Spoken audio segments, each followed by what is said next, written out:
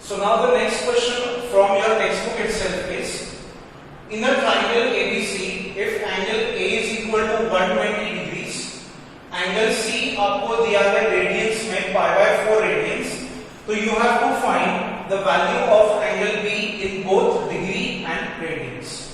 अभी इसमें 10th standard का सिलेबस का क्या कंसेप्ट है, तो we all know that in a triangle, भले वो कौन से भी नाम का हो, ABC, PQR, in a triangle the sum of the angles of the triangle is 180 degrees.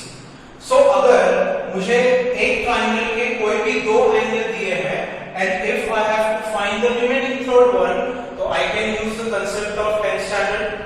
But यहाँ पे सिर्फ एक प्रॉब्लम ऐसा है कि एंगल A दिया है डिग्री में और एंगल C आपको दिया है रेडियंस में. तो अगर आपको एंगल B की वैल्यू निकालनी है तो what you are supposed to do is you have to convert C in degrees या फिर convert A in radians. And as I said in the previous slide, कभी भी कैलकुलेशन में degree measurement is much more convenient than the radians. So I'll start this numerical by saying we know that 1 radian is equal to, मैं पहले radian का conversion degree में करूंगा, 180 divided by pi degrees. See, अगर आपको ये formula learn नहीं हो रहा है तो you have to practice that because there is no other way to learn this. 1 radian में अगर आपने ये नंबर रेसिप्रोकल के फॉर्म में लिख दिया तो आपका पूरा न्यूमेरिकल जो है वो गलत हो जाएगा. The only hint or only technique that I can give you is degree angle में जनरली पाई फैक्टर नहीं होता. तो अगर मुझे पाई कैंसिल करना है तो ये पाई जो है वो डिनोमिनेटर में आना चाहिए.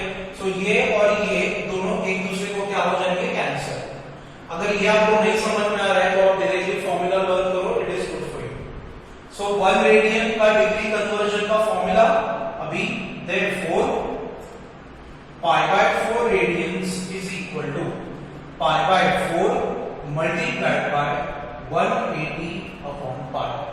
Now this pi cancel out. अभी 180 को आपको किससे डिवाइड करना है, 4 से. तो अगर आपको डिवीजन आता है, आई होप सो आता ही है, so this is equal to 45 degrees. आप 180 को 4 से अगर डिवाइड करोगे तो आपको आंसर कितना मिलेगा, 45 डिग्रीज. सो पहले मैंने क्या किया, ये ट्राइंगल में दो एंगल्स का दो अलग अलग यूनिट है, तो I have made both the angles of same unit. So therefore यहां पे I can say angle C is equal to 45 degrees. अभी go back to the basics. We know that पूरा स्टेटमेंट लिखने का जरूरत नहीं है कि sum of the angles of a triangle is 180. That was to be done in 10th standard. यहाँ पे आप डायरेक्टली मैथमेटिकल इक्वेशन से स्टार्ट कर सकते हो. सी मान लो अगर आपने एंगल A का कन्वर्जन रेडियन में किया तो उसका जो कन्वर्टिंग एंगल है, I will just right it for you in the bracket, 120 degrees will be 2 pi/3 radians. Angle C भी रेडियन में है, तो अगर आप जब ये इक्वेशन यूज करोगे तो RHS में you can not right 180 degrees, उसका भी आपको रेडियन कन्वर्जन करना पड़ेगा, and 180 is equal to pi radians. So if you are using a degree angle, the entire equation should be in the degree form. अगर आप radiance में ले रहे हो तो हर एक चीज रेडियंस में होनी चाहिए.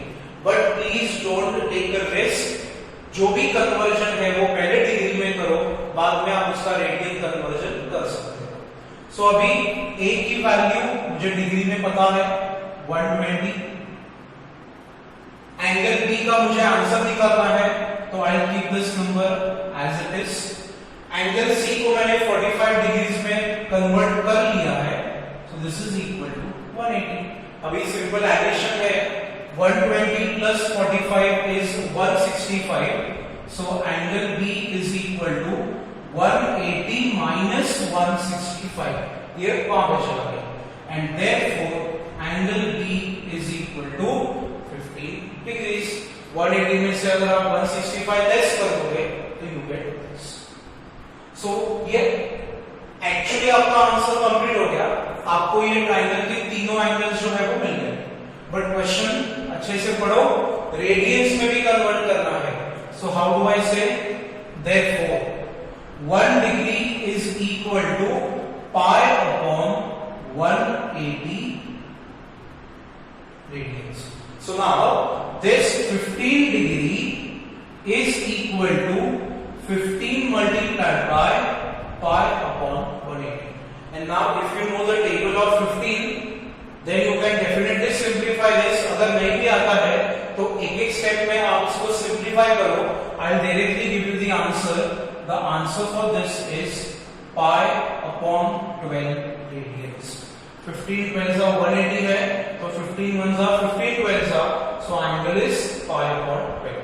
And hence you conclude, therefore angle B is equal to, this is degree and degree. See अगर ये न्यूमेरिकल आपको एमसीक्यू में आता है तो इतना सब करने का आपको जरूरत ही नहीं है। आपको ये पूरा न्यूमेरिकल सीईटी सेक्शन में सिर्फ एक ही फॉर्मूला से सॉल्व करना है, and this is the formula. What you are supposed to do is, option में से समझो ऑप्शन ए में बी दिया है 25 डिग्रीज, तो आपको पता है ये तीनों एंगल का एडिशन 180 होना चाहिए, तो 120 प्लस 45 प्लस 25 180 होगा, नहीं होगा तो वो ऑप्शन ड्रॉप करो, then go for the second, then go for the third and then you can find the answer. So basically CET section में भी आपको यही फॉर्मूला यूज करना है, एंड थ्योरेटिकली भी आपको you have to use the same formula. But यहाँ पे सिर्फ आपको ये थोड़ा डिस्क्रिप्टिव फॉर्मेट में लिखना पड़ेगा, because your college will give you 3 marks for this numerical.